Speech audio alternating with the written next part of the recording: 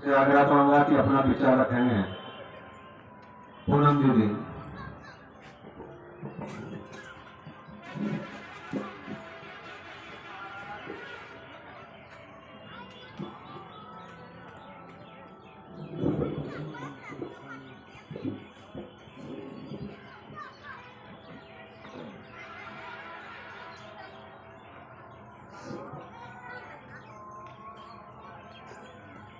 ज्ञान शक्ति समारूढ़ तत्वमाला विभूषितः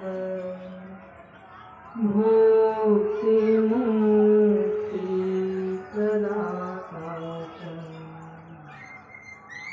तस्मै श्री गुरुवे तस्मै श्री गुरुवे नमः। परम पूज्य आराध्य श्री सद्गुरुदेव बाबा के चरणों में नमन करते हुए आप सबों को एक साथ नमो नारायण। हम सभी लोग 3 दिवसीय ज्ञान मार्ग सत्संग बराड़ी मंच पर आयोजित 3 दिवसीय ज्ञान मार्ग सत्संग के आज दूसरे दिन सत्संग के उपस्थित हैं।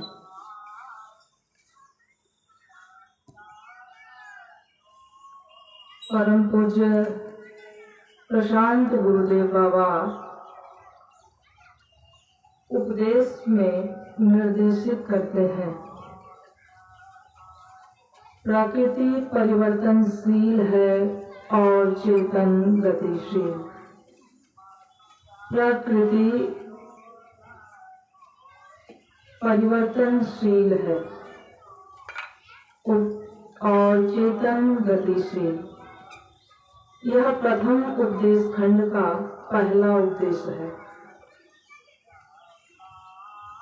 प्रकृति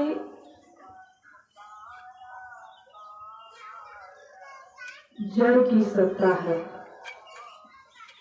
और चेतन गतिशील अर्थात चेतन ब्रह्म की सत्ता है। इसमें 2 तत्व का विवेक किया गया है। प्रकृति अर्थात जड़ तत्व, चेतन अर्थात ब्रह्म की सत्ता जो चेतन तत्व है उसका विवेक किया गया है, जड़ और चेतन का। जड़ प्रकृति जड़ की सत्ता और चेतन ब्रह्म की सत्ता है। यही प्रकृति और ब्रह्म के संयोग से जीवन का निर्माण हुआ है।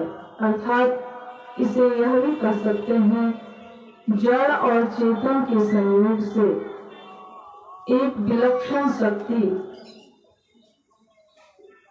जीव बोलते हैं और जीव की निरंतर गतिशीलता का नाम जीवन है। यह निरंतर गति करता है, देहांतर और लोकांतर, एक देह से दूसरे देह में, एक लोक से दूसरे लोक में। यह निरंतर गतिशील होता है जब तक कि यह पूर्णता को प्राप्त नहीं कर लेता। यह जीव अनादि काल से गतिशील होते हुए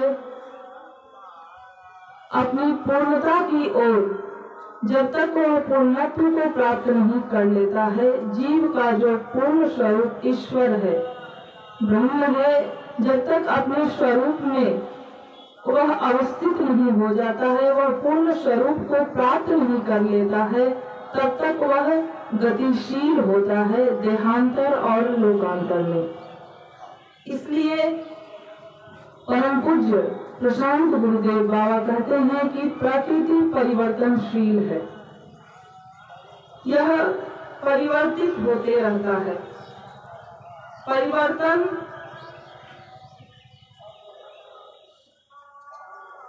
प्रकृति से प्राप्त यह हमारा व्यष्टि स्तर पे यह शरीर है और समष्टि स्तर पे पूरा जगत प्रकृति की सत्ता जो यह व्यष्टि स्तर पे हमारा शरीर है और समष्टि स्तर पे जगत है। इसमें प्रकृति और ब्रह्म अर्थात जड़ और चेतन दोनों का स्वरूप को समझना पड़ता है। प्रकृति का स्वरूप, प्रकृति वह अपने स्वरूप से जड़ है, त्रिगुणात्मक है और नित्य परिणामी है। जड़ अर्थात वह स्वयं परिवर्तित नहीं होती। त्रिगुणात्मक अर्थात 3 गुण वाली जो सत्वगुण, रजगुण और तमोगुण होता है और इसमें निरंतर परिणाम को देखा जाता है। वह कभी भी सत्वगुण में अवस्थित एक ही गुण में नहीं रहती, यह तीनों गुण में परिवर्तन होते रहता है, इसलिए यह नित्य परिणामी कहलाती है। और यह न स्वयं को जानती है अर्थात वह न स्वयं को प्रकाशित करती है और न दूसरों को प्रकाशित कर पाती है, इसलिए यह जड़ स्वरूप है और नित्य परिणामी है।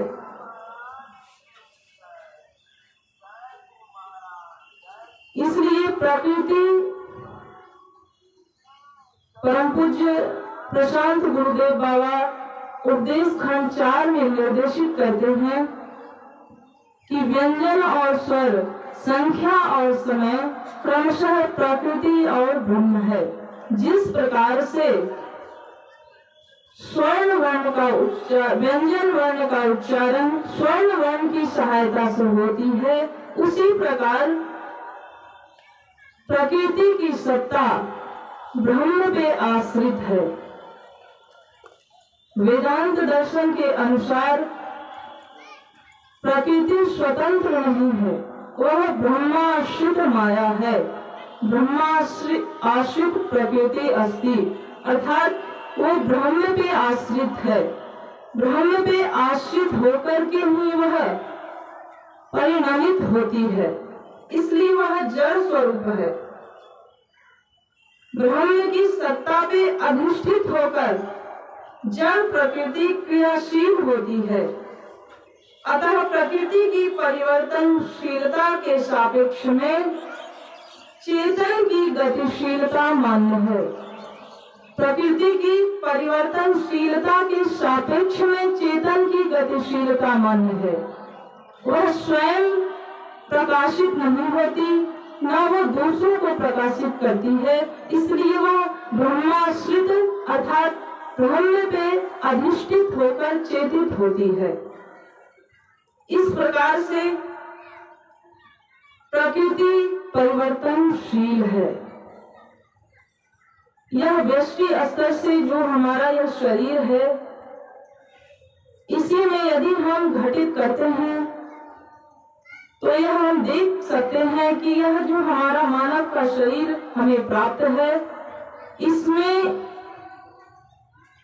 एक समय हम बचपन, युवा और वृद्धावस्था को प्राप्त करते हैं।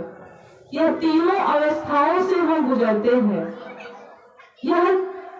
इससे यह सिद्ध होता है कि इसके भीतर जो चेतन आत्मा अवस्थित है वह एक ही है, उसमें कोई भी परिवर्तन नहीं होता। हमारे शरीर में परिवर्तन होता है, यह एक समय यह शरीर एक समय बचपन अवस्था में है और एक समय यह युवा अवस्था को प्राप्त होता है और एक समय यह वृद्धावस्था को प्राप्त करता है। इस प्रकार से यह सिद्ध होता है कि प्रकृति परिवर्तनशील है और इसकी परिवर्तनशीलता चेतन के सापेक्ष में होता है। यह स्वयं परिवर्तनशील नहीं होती है क्योंकि यह जड़ स्वरूप है, यह स्वरूप से जड़ है। इसलिए इस प्रकार से चेतन की गतिशीलता कहने का यहाँ पे तात्पर्य है, चेतन का दो स्वरूप है। वह मूल स्वरूप से निर्गुण, निराकार, निर्विचार और निराधार है। उसमें कोई भी गति या परिवर्तन नहीं होता। वह नित्य कूटस्थ तत्व है जिसमें कोई भी परिवर्तन या कोई भी गतिशीलता को नहीं देखा जाता है। वह निर्गुण, निराकार, निराधार, निर्विचार, इस प्रकार से मूल स्वरूप में चेतन का स्वरूप बदलाया गया है। इसलिए यहाँ पे चेतन के दो स्वरूप पे, जो कि औपाधिक स्वरूप है, जिससे